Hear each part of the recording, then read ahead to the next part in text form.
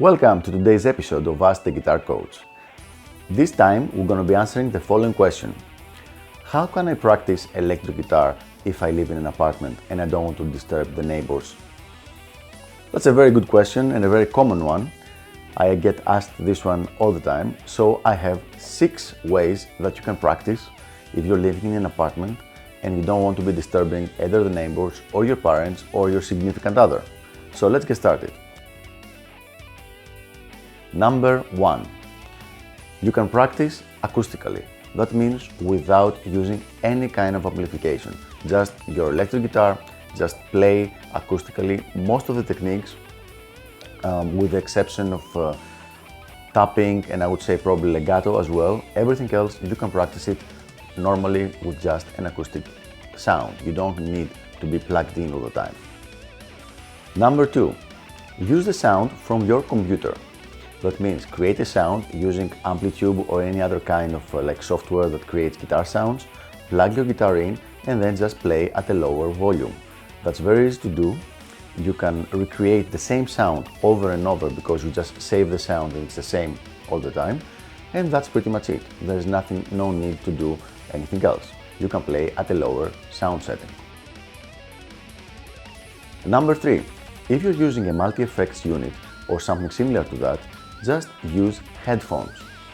It's perfectly fine to use headphones. It can be a little tiring if you're having multi-hour playing sessions, but it's perfectly fine to just use your headphones when you're playing.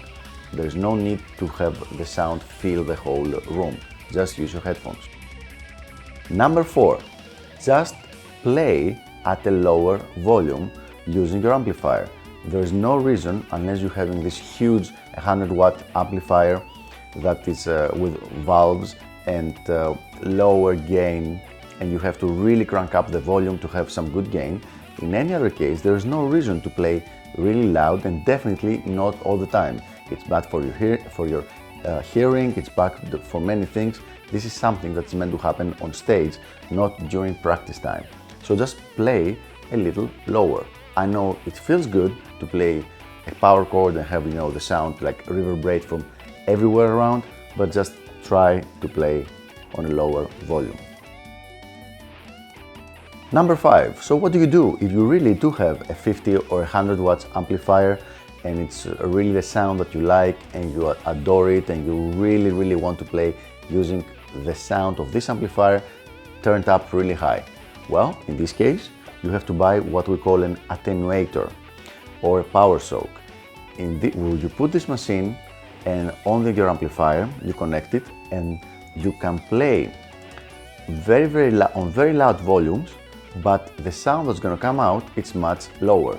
It's basically a power soak. It kind of soaks the amplifier power and it gives you the ability to play at a lower volume, but the sound quality is almost identical as if you were playing and you were really pushing the tubes of the amplifier. Number 6. Buy a small valve 5-watt amplifier.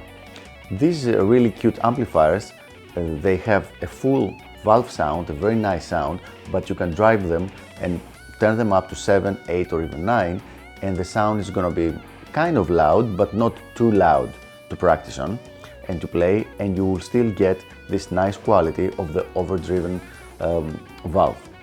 These are made by very reputable equipment manufacturers like Koch, like Orange Amps, and there are several other ones. If you do your due diligence and you look around a little bit, you do your research, I'm sure you'll find a perfect model for whatever your budget might be.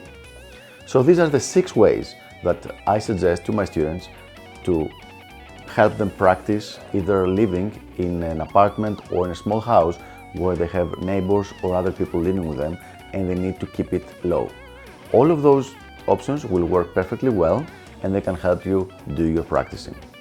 So that's it from me, and we'll talk at the next Ask the Guitar Coach. Bye bye.